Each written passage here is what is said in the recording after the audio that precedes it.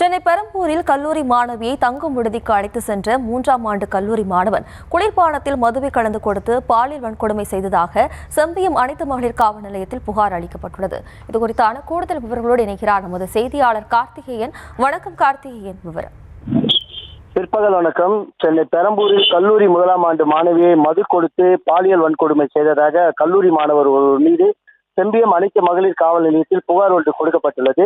இந்த புகாரின் பேரில் தற்போது அந்த மாணவரை கைது செய்து செம்பியம் அனைத்து மகளிர் காவல்துறையினர் விசாரணை மேற்கொண்டு வருகின்றனர். சென்னை பெரம்பூர் தீட்டுத்தோட்டம் பகுதியைச் சேர்ந்தவர் ரகுராஜ்.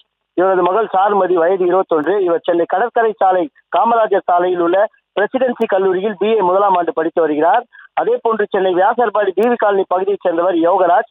இவர் சென்னை வியாசார்பாடி அம்பேத்கர் கலைக்கல்லூரியில் BSc பட்டப்படிப்பு 3ஆம் ஆண்டு படித்து வருகிறார். இந்த நிலையில சாருமதி பேருந்தில் கல்லூரிக்கு செல்லும் போது யோகராஜோடு பழக்கம் ஏற்பட்டுள்ளது. நாளடைவில் இன்ஸ்டாகிராம் முகநூல் பக்கம் வழியாக நண்பர்களாக பழகியவர்கள் நாளடைவில் காதலர்களாக மாறியுள்ளனர். இந்த நிலையில் யோகராஜுக்கு நேற்று பிறந்த நாள் என கூறப்படுகிறது. இதையடுத்து தன்னுடைய காதலி சாருமதிக்கு விருந்து கொடுப்பதற்காக சாருமதியை யோகராஜ் அழைத்துள்ளார்.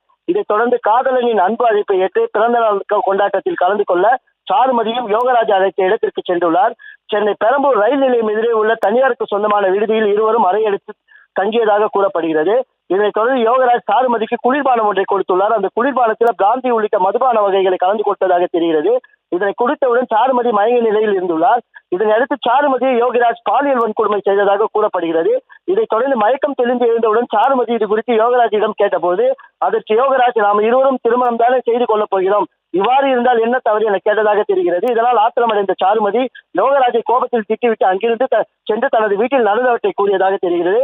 இதனைத் தொடர்ந்து சாருமதியின் பெற்றோர் தற்போது சென்னை பெரம்பூர் செம்பியம் அனைத்து மகளிர் காவல் நிலையத்தில் புகார் அளித்துள்ளனர்.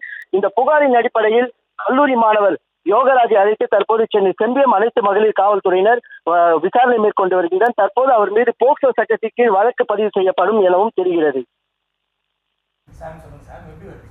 விவரங்களுக்கு நன்றி கார்த்திகேயன்.